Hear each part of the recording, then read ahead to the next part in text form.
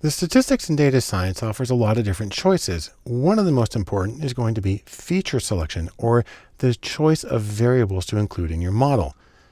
It's sort of like confronting this enormous range of information and trying to choose what matters most, trying to get the needle out of the haystack. The goal of feature selection is to select the best features or variables and get rid of uninformative and noisy variables and simplify the statistical model that you're creating, because that helps avoid overfitting or getting a model that works too well with the current data and works less well with other data. The major problem here is multicollinearity, a very long word that has to do with the relationship between the predictors and the model. I can show it to you graphically here. Imagine, for instance, we've got a big circle here to represent the variability in our outcome variable. We're trying to predict it. And we've got a few predictors. So we've got predictor number 1 over here, and you see it's got a lot of overlap. That's nice. Then we've got predictor number 2 here. It also has some overlap with the outcome, but it also overlaps with predictor 1. And then finally down here, we've got predictor 3, which overlaps with both of them. And the problem arises the overlap between the predictors and the outcome variable.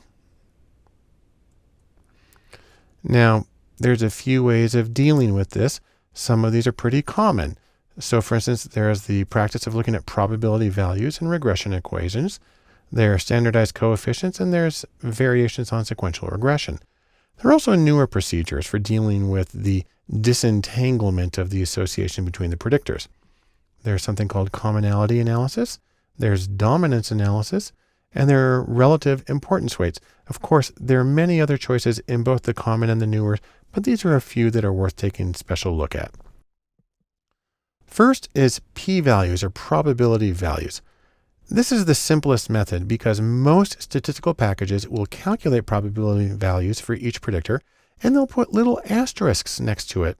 And so what you're doing is you're looking at the p-values, the probabilities for each predictor, or more often the asterisks next to it, which sometimes give it the name of star search. You're just kind of cruising through a large output of data and just looking for the stars or asterisks. This is fundamentally a problematic approach for a lot of reasons. The problem here is you're looking individually and it inflates false positives. Say you have 20 variables, each is entered and tested with an alpha or false positive of 5%. You end up with nearly a 65% chance of at least one false positive in there. It's distorted by sample size because with a large enough sample, anything becomes statistically significant. And so relying on p-values can be a seriously problematic approach. Slightly better approach is to use betas, or standardized regression coefficients. And this is where you put all the variables on the same scale.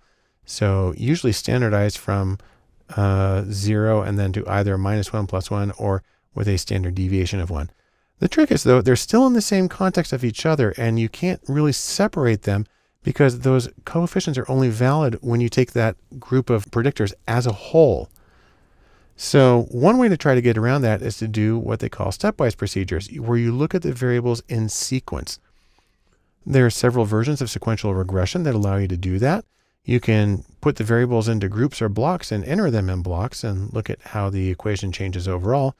You can examine the change in fit at each step. The problem with a stepwise procedure like this is it dramatically increases the risk of overfitting, which again is a bad thing if you want to generalize your data. And so to deal with this, there's a whole collection of newer methods. A few of them include commonality analysis, which provides separate estimates for the unique and shared contributions of each variable. Well, that's a neat statistical trick, but the problem is it just moves the problem of disentanglement to the analyst, so you're really not better off than you were as far as I can tell. There's dominance analysis, which compares every possible subset of predictors.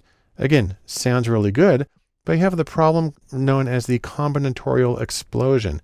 If you have 50 variables that you could use, and there are some that have millions of variables, with 50 variables, you have over 1 quadrillion possible combinations. You're not going to finish that in your lifetime. And it's also really hard to get things like standard errors and perform inferential statistics with this kind of model. And then there's also something that's even more recent than these others called relative importance weights. And what this does is it creates a set of predictors that are orthogonal or uncorrelated with each other, basing them off of the originals. And then it predicts the scores, and then it can predict the outcome without the multicollinear because these new predictors are uncorrelated. It then rescales the coefficients back to the original variables. That's the back transform. And then from that, it assigns relative importance or a percentage of explanatory power to each predictor variable. Now, despite this very different approach, it tends to have results that resemble dominance analysis. It's actually really easy to do. Their websites, you just plug in your information and it does it for you. And so that's yet another way of dealing with the problem of multicollinearity and trying to disentangle the contribution of different variables. In sum, let's say this. What you're trying to do here is choose the most useful variables to include into your model. Make it simpler, be parsimonious. Also, reduce the noise and distractions in your data. And in doing so, you're going to always have to confront the ever-present problem of multicollinearity or the association between the predictors in your model with several different ways of dealing with that.